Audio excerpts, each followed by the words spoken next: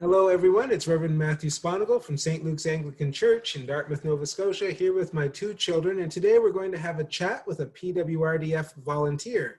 Last time we talked with Chris Farrow, who's the diocesan rep, but this time we're going to talk with Mike MacKenzie and the work that he does with the PWRDF. Good morning, Mike. Good morning, Matthew. Good morning, Ben. Good morning, Leo. How are you today? How are you today? Good. Do you have any questions for Mike? You want to ask what a PWRDF PWRDF volunteer does? What does a PWRDF volunteer do?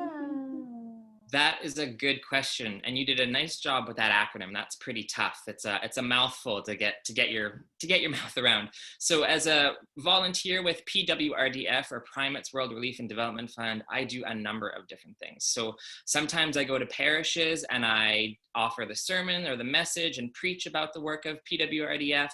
I'm a member of Youth Council, which means I have the great fun job of getting to work with other youth and young adults and young folks like yourselves to talk about the work of the fund, to tell stories of our partners, and to talk about why it's important, and to talk about how it's part of our identity as Christians. To serve and to love Jesus is to serve and to love others. So that's a big part of my work at PWRDF, to talk about that.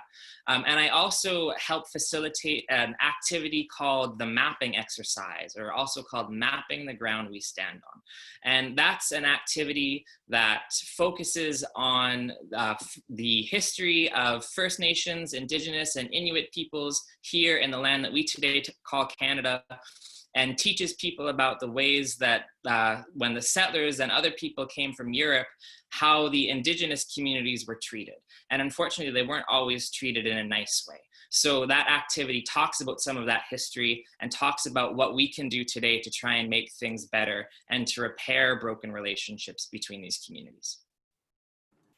And we had actually planned to have you into our Dartmouth region to do that very thing, and then we weren't allowed to gather in the spring. So we are planning, whenever we're allowed to gather again and be somewhat close to each other, that we're going to have you back to do a special event.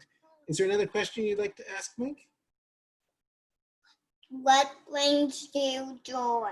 What brings you joy? Okay. What brings me joy? That's a really great question.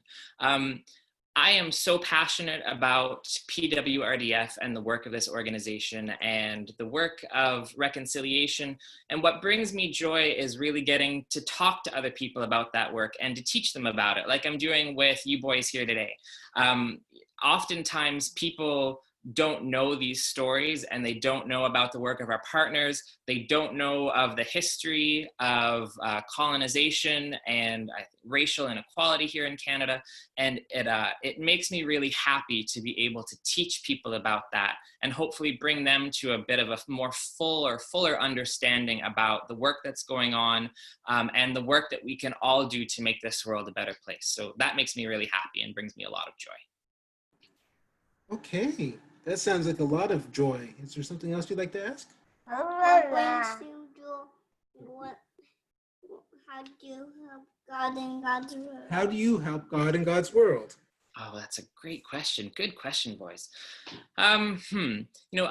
I like to think that I do my small little part to help God by helping others. So I think of many of the different gospel messages, and to love God is to love our neighbors as ourselves. And to me, loving our neighbors means working to make the world a better place, and working to make it a little bit more kinder and a little bit more friendly, and to make it a lot more equitable and fair for everyone. So to try and bring justice. So my work with Primates World Relief and Development Fund and my volunteer work with them is really focused on that. So I like to think that work helps to serve God. And is there another question you'd like to ask, Mike? What do you find challenging? What do you find challenging? What do I find challenging? I'll talk a little bit about the facilitating the mapping exercise. So it's a really sad history that Canada and settlers have traditionally with First Nations, Indigenous, and Inuit people across this land. And it can be really hard to talk about a lot of the really mean and horrible things that happened to First Nations people, and the way that they lost their culture and the way that they lost their language. So it can be challenging to talk about that, and challenging to talk about the responsibility that settler people have to kind of own up to that history, and the responsibility that we have to make things better today, because still things aren't always good across the land that we call Canada when it comes to First Nations communities and the relationships that settlers have with these communities. So it can be hard to talk about that, and sometimes it can be hard to teach people about that too, because sometimes people feel sad and guilty, and they feel upset, or they maybe even feel angry. So it's part of my job to help people kind of work through whatever they're feeling, and be present for that. So that's important work, but that can be challenging.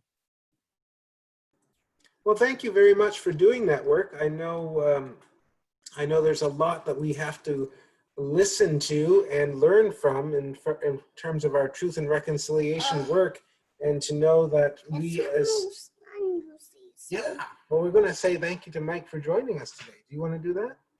Thank you, Mike, for joining us. Oh, thank you so much for inviting me. I watch your videos. I watch your videos with my son, Samuel, who loves to see you guys talk and to chat with all kinds of people. So it's really cool to get to talk with you today and be part of this. All right. Well, thank you for joining us, and we will see you soon. Take care. Bye-bye. Bye, everyone. Bye. Bye. Wait.